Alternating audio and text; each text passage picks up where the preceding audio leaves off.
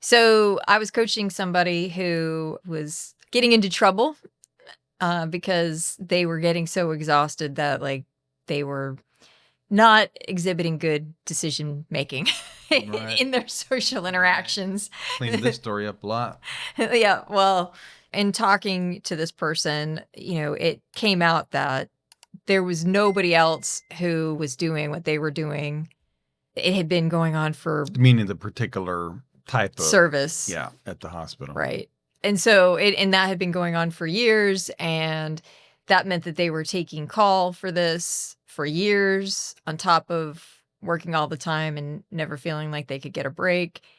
And so, they didn't really mind. Like they were really like, well, I want the right person and I care about the patients and uh I know that I'm going to do it right. And so they weren't really complaining, and that's the problem is that sure, administration knew that they were down to only one person doing this particular service and they had been looking at people, but I think that person was worried about somebody else coming in and doing less of a good job, Yeah.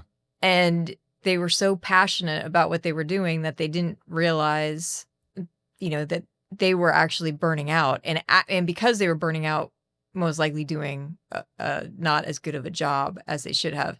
The example illustrates that, the type of employee who's getting burnt out, which is somebody who is really actually passionate and cares a lot about the job. At least it could be they care about the organization, or it could be that they care about the profession. In this case, I think it was a little bit of both, but definitely very heavily on the profession side. So I think it's a good example for some of the things that we're going to pull out as talking points for things that cause burnout. Yeah.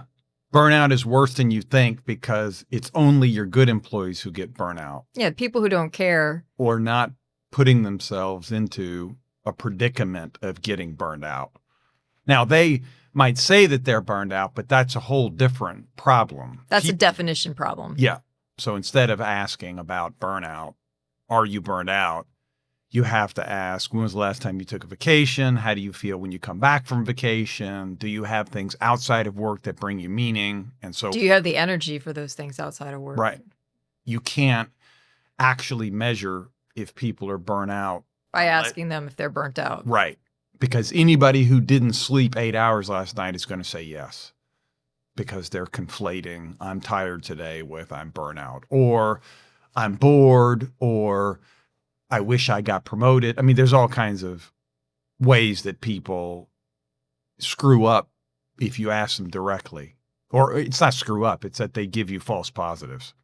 And so when we measure that, as an example, just for a minute, the physicians, many physicians will come up on this measure in the danger zone for a burnout measure, because the question is basically, are you checking your messages when you're off? And they say yes. And it's the same problem. It's because they don't, well, one, they don't want to get inundated when they get back, but two, they don't actually trust anybody else to take care of their patients the way they take care of their patients, which that is somebody who is very passionate about what they do. Yeah. Yeah. These are great employees, great physicians, people who care about the work. And they're the ones most likely to actually push themselves to the point of burnout. Sometimes we talk about burnout as having a kind of 3-step. It takes kind of 3 steps to get there, where in step 1, you're tired. But if you're only tired and you get a break or a weekend off and a little bit of time to recover, you're back after a day or 2 off and you're better. Well, that's not burnout. That's just tired. And then there's a step after that where you've pushed it maybe for a period of time and you get a weekend off and you come back and you're still tired. I mean, I think famously of your mom who took care of your dad. My mother-in-law took care of Cindy's dad for 9 years. 9 years, and he was paralyzed from a hemorrhagic stroke. And when your dad passed away after a period of time, we asked your mom, hey, you want to take you on vacation somewhere? And we took her to Maui, which is where she wanted to go. Always wanted to go to Hawaii. And she fell asleep during the luau. She fell asleep at the gardens. She fell asleep every time we put her in the car. Yeah. Once I was actually talking to her and she fell asleep. which reminded me of It all my that's time humbling. teaching college. That's humbling. So that's kind of the step two of a few days off. In this case, we were with her for 8 or 9 days, and she was still tired. And so we call that that's exhaustion. That's more than being tired. Now you're exhausted, but you're still not burnout. Kind of the warning signs of burnout is that you no longer want to do the things you used to love to do, or said more strictly, you lose your intrinsic or internal motivation. And so your mom, what were some of the things you would say she loved to do? Feed squirrels. Oh, yeah, I don't think she's ever Never lost I don't that. think she's ever lost that. For the dog. Any wild animal Yeah. that comes along, including possums through the Feed doggy the door. squirrels, feed the possums, Yep. cook food for the dogs in a skillet. And she never, which is crazy. It looked so good. The first time I saw it, I thought it was, My brother ate it the first time Hey, she did it. thought it was dinner. And so she never lost the desire to do that. And so in that instance, she never got burnt out taking care of your dad. She definitely was exhausted. But she definitely was more than tired and got into exhaustion. And the piece that you mentioned before that, again, I think is the central point of this episode is people only get burnout on things that they're deeply committed to. Your mom was deeply committed to. I once tried to give her a compliment so many years into this about, hey, I think it's really great that you're taking care of your husband and she didn't understand the compliment. She basically was like, well, what, something to the effect of, she was nice about it, but like, well, what do you expect me to do? This is my husband. Of course, this is what I'm doing. That's exactly right. And there's no other option. Right. And this is the paradox of burnout, is that those kinds of people, your employees like that, the physicians that are deeply committed to the work, your employees that love the company, love the organization, they're the ones most likely to push themselves past tired, past exhaustion, and into burnout. And I can't think of, in 19 years of us doing this work, a single time an average employee has been it burnt makes out. sense, right? Like, the thing is that when you are really committed to the job, you look at it like you don't have any of these Yeah. physicians who are checking their emails and taking phone calls while they're on vacation. Yeah. They don't think they have any other choice. This is actually how you take care of people. Yeah. Even though the whole point of being part of an organization is to have other people who can, obviously it's going to be the right people, but other people who can pitch in and take some of the load. So there should be some degree of feeling comfortable with sharing a load with each other. Yeah. But what we tend to find is that the people who are, really highly identified either with the profession or the organization, just depends, not everybody has a profession that they identify with. But in the case of doctors, they usually do. Yeah, sure. And so to the degree that they perceive that their care is better than everybody else's, probably because they're perfectionists or just really feel like they have a very high standard, they're not going to be comfortable handing it off. And they will feel like there is no other choice. And as long as you feel like there's no other choice, you keep pushing. Yeah. And you are actually, to some degree, lying to yourself too. Lying's kind of a harsh way of saying it. You're so goal focused, so narrowly focused, you don't see yourself in it. Yeah.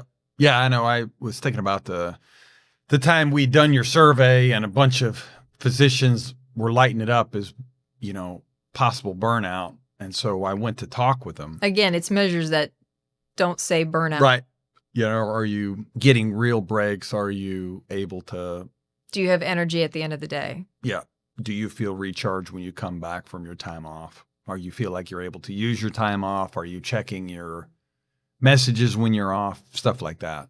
And they were lighting it up as problematic on a lot of these. And so I talked to them, and the group of them, it was probably about 10 or 11, said basically, they were nice about it, but they basically said, leave me alone.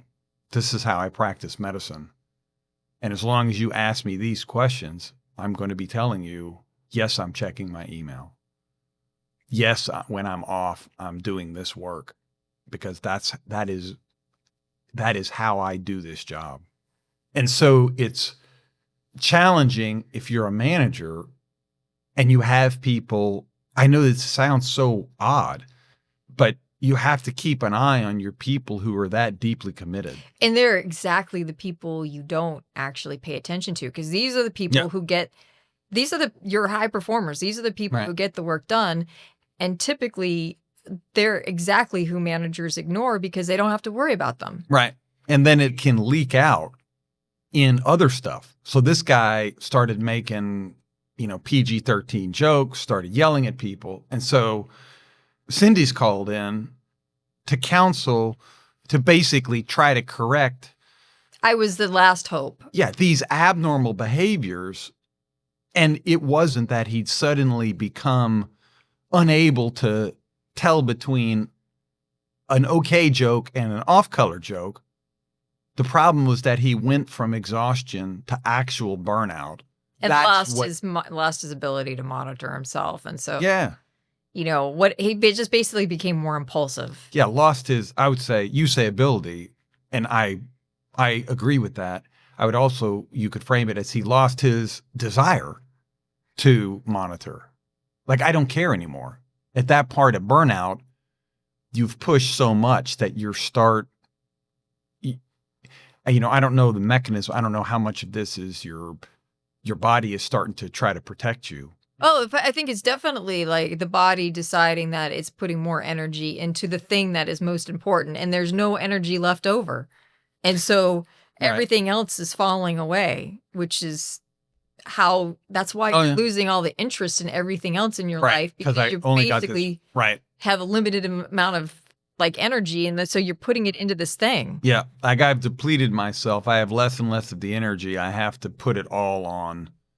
This one thing. That's the most important thing to me, in a way. Yeah. I mean, I think if you ask people, they would probably be like family, because almost universally that's what people say, and I think they mean it. But we all expect that family is gonna do some sucking up for us. Family often doesn't get the best versions of us. Right.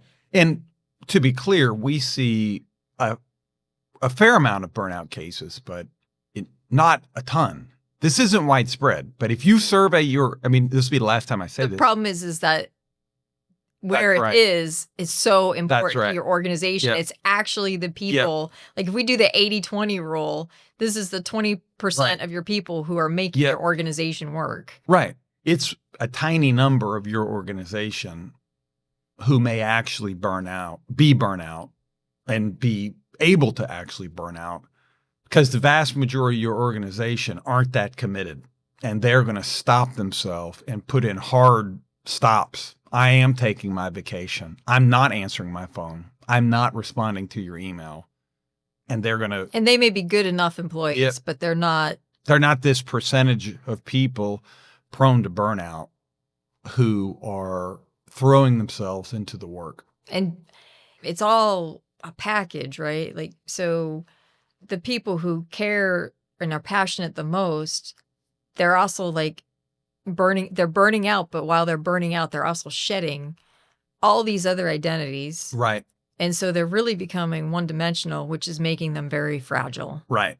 The scientific term for that is multiple role theory, which is just basically the more things you do, the less that you're actively engaged in, the roles that you're actively engaged in. So it's family, it's church, it's hobbies. I'm a deacon. Right. I'm a pickleball player, which I'm not, but no. But yeah, the more things you have, the harder it is for any one identity to take over.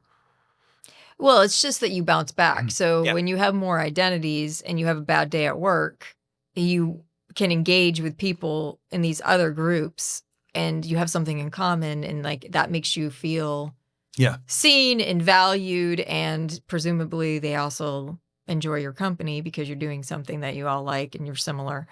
And so it's a way to take the dents out. Yeah, good way of putting it. And I mean, if you're doing hard things, which typically these, people who are very passionate and get to the point where they're doing hard things, you're going to have bad days. And you're also like, even if you're not doing hard things, you're going to have bad days at work anyway, because people can be in a funk and they can take it out on you. And then you're having a bad day too. Sure. I was thinking about your favorite whipping boy. Cindi hates nonprofits that Oh, punish their employees. yeah. You're already getting a tax break. Pay your employees a fair wage, people. Right.